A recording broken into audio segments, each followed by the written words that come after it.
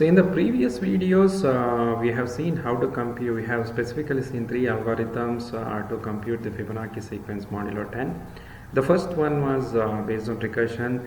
It was exponential time, linear space. We've improved it to linear space, linear time algorithm by storing all the values from f of 0 to f of n minus 1. Then we improved it further by storing only the last two values and made the algorithm as constant space but linear time. But this algorithm is not good enough if you want to compute the f of n for a 1000-digit number. So a 1000-digit number will have 10 to the power will look like 10 to the power 1000, and if you want to compute the value of f of n by the linear time algorithm, it's not just not possible. We need something which is in logarithmic of the n, right? So log of n, if n is 10 to the power 1000, will be in thousands, right? So if it is thousands or 1000 square or 1000 cube, we can still compute this in less than a second.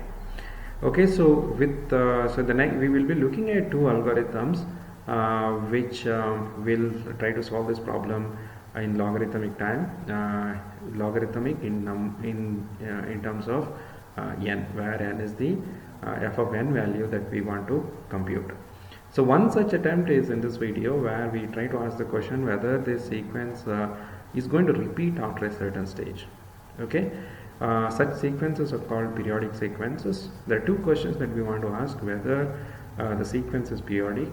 In this video, we are going to give some ideas why the sequence has to be periodic.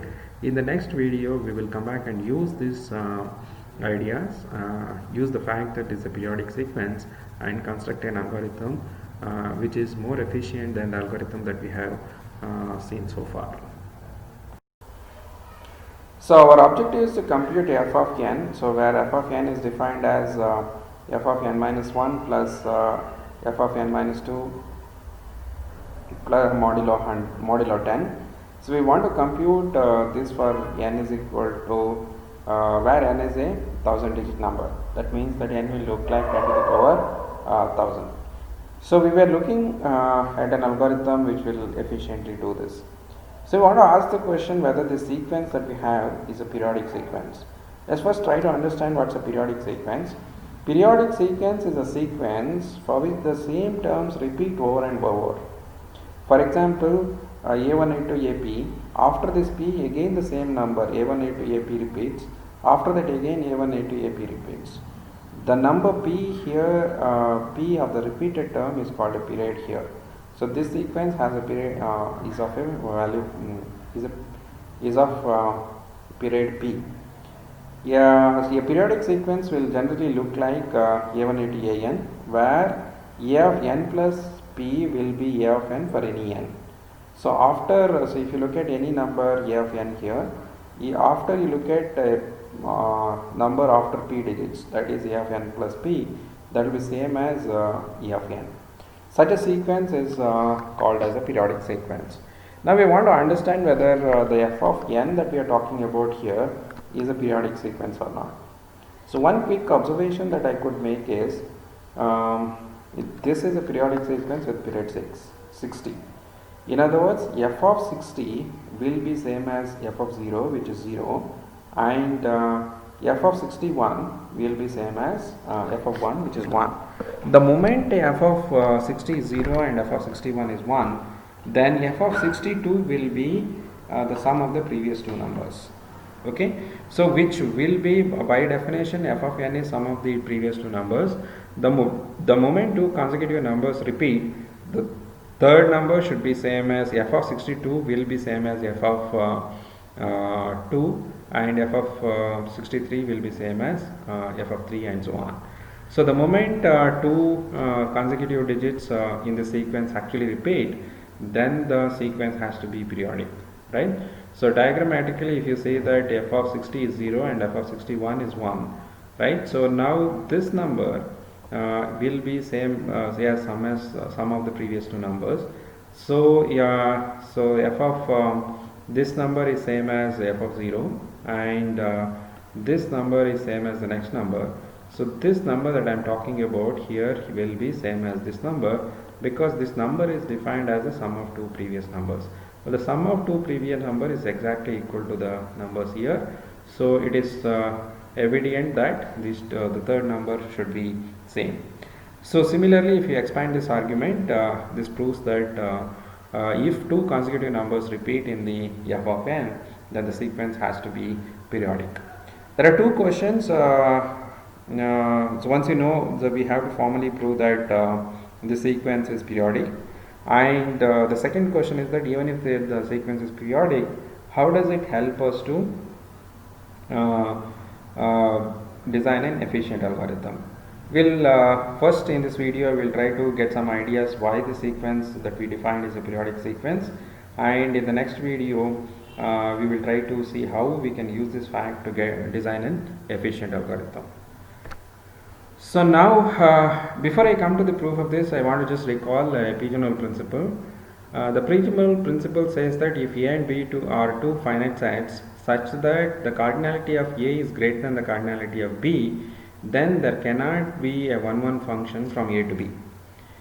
Okay, in other words, if A and B are two finite sets such that the cardinality of A is greater than cardinality of B, then if f is any function from A to B, then there has to be two numbers x and y in A such that f of x is equal to f of y. So this gets the name of pigeonhole principle because A is the collection of pigeons that you have, and the B is the collection of pigeonholes that you have.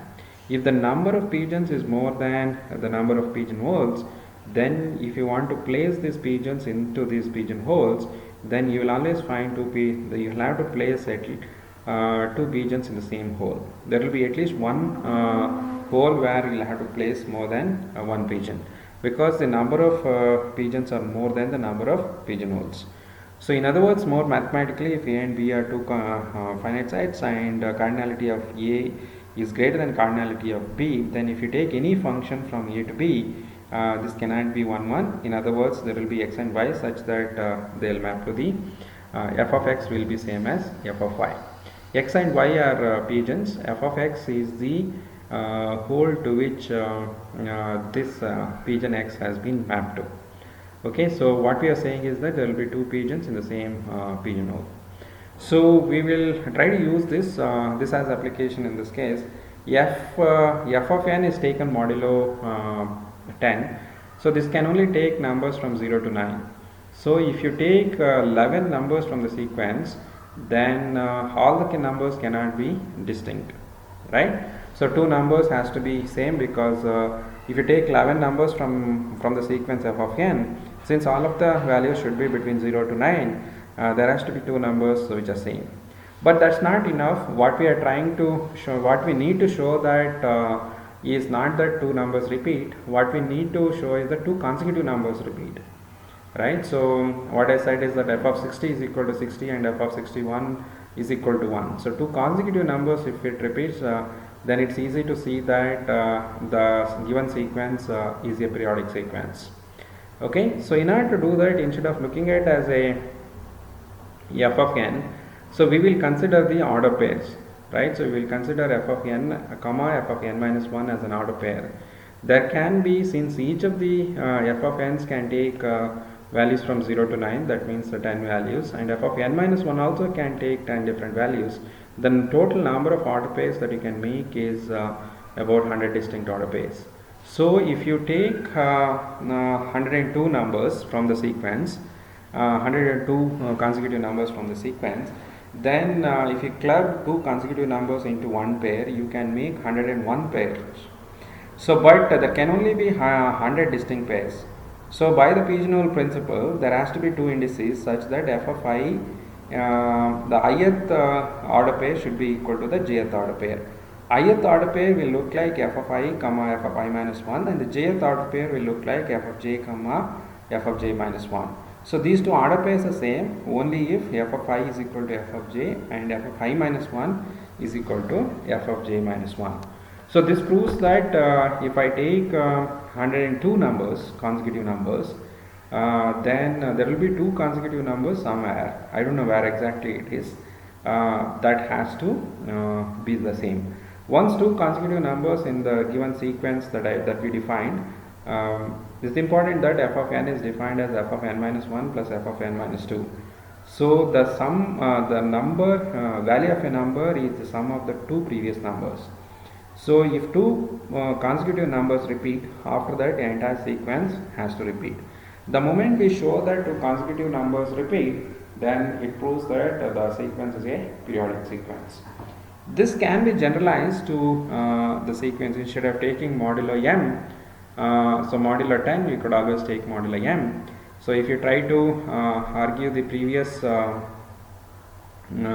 Pigeonhole principle here, so you have to consider m square plus 2 number of numbers, that is m square plus 1 order pairs. If you consider, there will always be two order pairs which will have the same value. In other words, two consecutive numbers will repeat. So if you go up to m square plus 2 numbers, then there will be two consecutive numbers will repeat. So what is known is that something very stronger than this, and we will not prove this, but we will take it for granted. So if the sequence is f of n is equal to f of n minus 1 plus f of n minus 2 modulo m, this is a periodic sequence with the period less than 6m.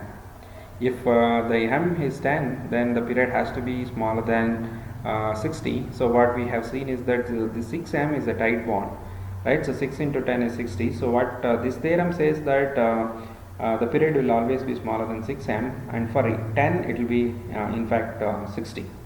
So in other words, if I replace this 10 with m, we have to find the period.